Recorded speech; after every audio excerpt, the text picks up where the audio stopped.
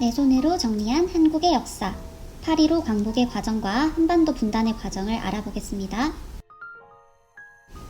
학습 목표 스케치북 맨 위에 적어주겠습니다. 8.15 광복의 과정과 한반도 분단의 과정을 알아봅시다.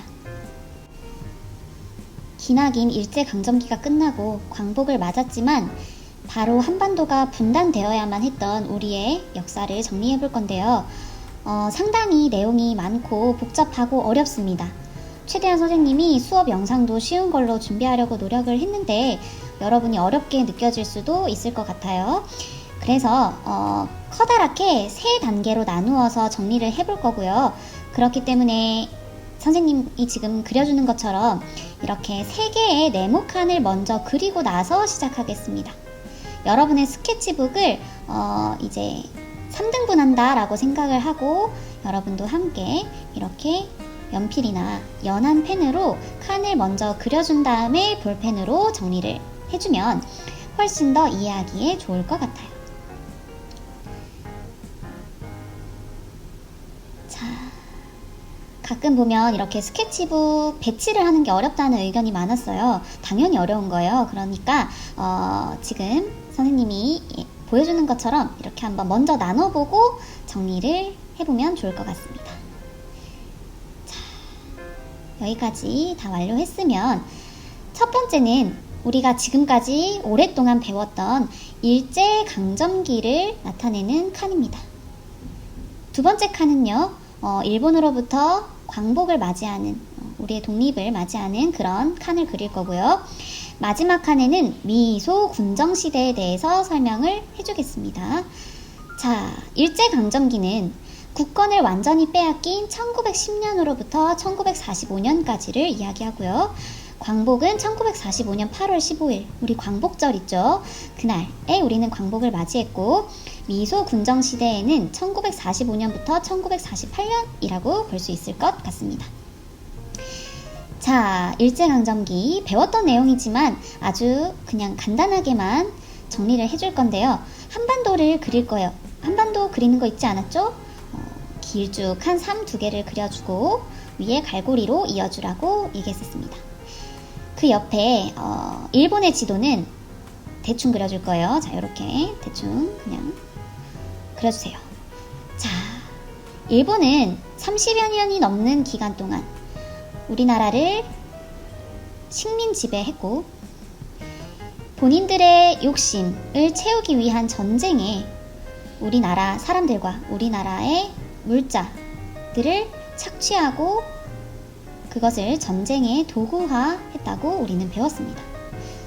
그렇기 때문에 한반도는 어떻게 보면 일본에게 있어서 전쟁의 전략적 요충지였다라고 생각할 수 있을 것 같아요. 이러한 전쟁들을 일본이 벌인 전쟁들을 2차 세계대전의 일부라고 볼 수 있고요. 물론 독일이 행했던 것도 포함해서 2차 세계대전이라고 부르는데 일본은 상당히 많은 나라를 공격하고 상당히 많은 피해를 입히게 됩니다. 이에 반발하는 나라들이 생겨나기 시작해요. 자, 그 나라들이 굉장히 많지만 가장 주요한 나라들만 한번 정리를 해볼 거예요.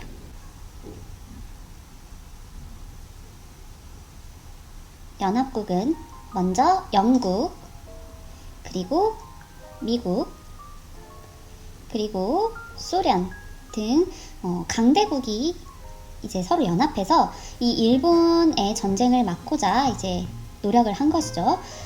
이 3나라를 꼭 기억해 두세요. 조금 있다가 다시 한번 나옵니다. 참고로 소련은 러시아에 세워진 사회주의 국가입니다. 자, 이 연합국을 도왔던 우리나라의 군대가 있습니다. 지난 시간에도 배웠는데요. 무슨 군이었죠?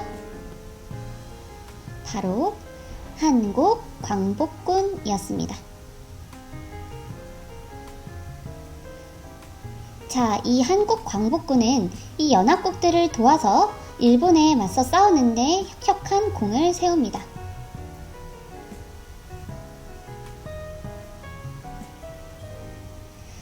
아니라 이 한국 광복군 이외에도 우리나라의 수많은 독립운동가들이 굉장히 많은 그런 공을 세우고 노력을 하고 있었잖아요. 그것을 인정해서 연합국과 함께 국내에 일본을 몰아낼 진공작전을 계획하기도 했습니다. 그래서 이들 연합국은 그래, 너희들이 독립하고 싶은 의지를 잘 알았어. 오케이. 자, 우리는 한국의 독립을 돕는다는 것을 약속할게. 이렇게 이야기합니다. 그러나 우리가 계획했던 국내 진공작전은 시행해보지 못했습니다. 왜냐하면 1945년 8월에 일본에 2개의 원자폭탄이 떨어졌기 때문입니다. 자, 마찬가지로 이렇게 한반도와 일본 지도를 그려줄 거예요. 자, 미국은 일본의 2 도시에 원자폭탄을 떨어뜨립니다. 8월 6일에 히로시마, 8월 9일에 나가사키, 이렇게 2 도시에 원자폭탄을 터뜨리고, 이로 인해 일본은 완전히 항복을 선언합니다. 더 이상 이제 싸울 수 없다라고, 전쟁을 일으킬 수 없다라고 스스로 판단을 한 것이겠죠. 결국 연합국이 전쟁에서 승리했기 때문에 우리나라는 1945년 8월 15일 광복을 맞이하게 되었고요. 이 소식을 전해들은 해외 여러 나라로 뿔뿔이 흩어져야만 했던 우리 동포들이 귀국하기 시작합니다. 강제징용으로 끌려간 사람들도 돌아오고, 독립운동을 하던 여러 사람들도 다시 귀국하고, 해외에서 살아야만 했던 해외 동포들도 다시 한반도로 돌아옵니다. 자, 대한민국 임시정부의 주요 인물들이 귀국을 했고 나라를 세울 준비를 합니다. 아직 정치적으로나 경제적으로나 혼란스러웠던 우리 한반도에서 어떻게 나라를 세울 것인지 이제 고민을 하고 준비를 하던 시기였는데요. 그때의 주요한 인물 3분을 한번 그려볼 건데, 지난 시간에도 말했다시피 그리기 어려운 친구들은 이름만 적어주면 됩니다. 선생님은 혹시나 그리고 싶은 친구들이 있을 수도 있으니 그 친구들을 위해서 그려주겠습니다. 자, 첫 번째 인물은 비교적으로 여러분이 많이 들어보지 않았을 수도 있지만 굉장히 독립운동에 힘쓰셨던 여운형 선생님입니다. 자, 두 번째 인물은 조금 더 익숙할 거예요. 왜냐하면 나중에 다시 한번 나오겠지만 우리나라의 초대 대통령이 되신 이승만 전 대통령, 대한민국 임시정부의 초대 대통령이었던 이승만 전 대통령도 귀국합니다. 그리고 마지막 우리에게 익숙한 김구 선생님도 한번 그려볼게요.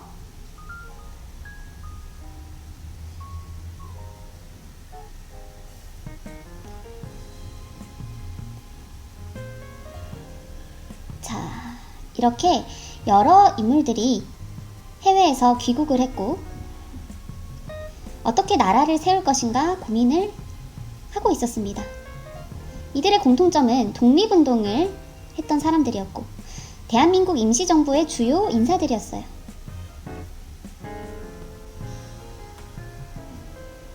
이들은 귀국 후에 나라를 세우기 위한, 나라를 다시 일으키기 위한 그런 준비들을 하고 있었습니다. 그런데 우리나라가 그렇게 독립된 국가를 세우도록 강대국들이 그냥 가만히 보고 있지 않았습니다. 독립이 된 지 얼마 지나지 않아 바로 우리나라 한반도는 두 동강으로 나뉘어지게 됩니다. 그래서 마지막 칸에는 한반도를 크게 이렇게 가운데에 그려줄 거예요. 우리의 역사는 왜 이렇게 바람잘 날이 없었을까요? 자, 미소 군정시대. 웃는다의 미소가 아니고요. 미국과 소련입니다. 미국의 군대, 소련의 군대가 우리나라의 정치를 대신해주는 그런 시대라고 볼 수 있는데요. 자, 위는 이렇게 빨간 테두리로 그어주고 소련, 이라고 적어주겠습니다. 그리고 아래 절반은 파란색 색연필로 이렇게 테두리를 그어주고, 어느 나라일까요? 그쵸, 미국이라고 적어주겠습니다. 이들이 38선을 긋고 우리나라를 이렇게 차지하고 있었던 데는 명분이 있었습니다. 자, 아직 한반도에 남아있는 일본군의 무장해제를 돕겠다라는 그런 명분이었어요. 그거 우리가 도와줄게 라는 겉보기엔 그런 이유였겠죠. 하지만 속내는 조금 달랐습니다. 자, 소련과 미국은 연합국으로서 서로 돕고 지냈는데요. 이제 일본이 항복하고 나자 서로의 힘을 견제하기 시작합니다. 왜냐하면 두 나라의 사상이 너무나 달랐기 때문입니다. 소련은 공산주의 국가이자 사회주의 국가입니다. 반면에 미국은 완전히 다른 사상을 가지고 있었어요. 그래서 이 강력한 두 나라가 서로 대치하는 냉전 시대가 오게 됐고, 서로를 견제하는 그런 모습이 또다시 우리 한반도에 펼쳐지게 된 것입니다. 미국은 자본주의이자 민주주의 국가이죠. 자, 그래서 우리나라가 이렇게 두 동강 나뉘게 되었고,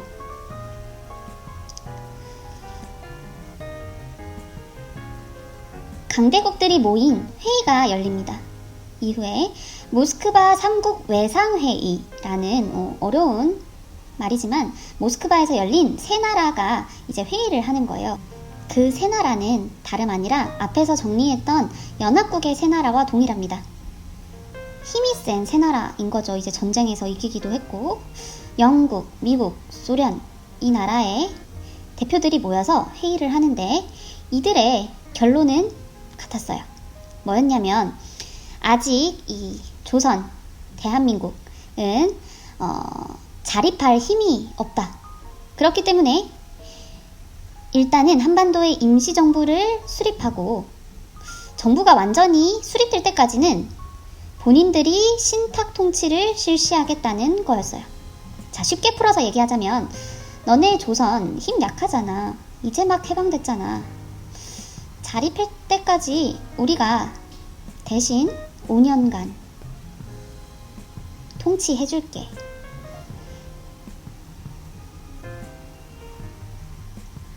자, 그런데 이것이 바로 신탁통치입니다.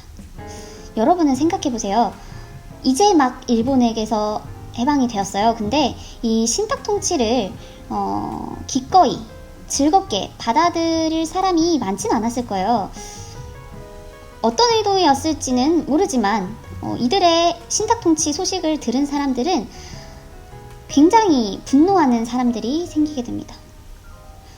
물론 이 신탁통치에 동의하는 사람들도 있었어요. 이들을 친탁이라고 부르고요. 이것에 반대하는 사람을 반탁 세력이다 이렇게 부르는데요.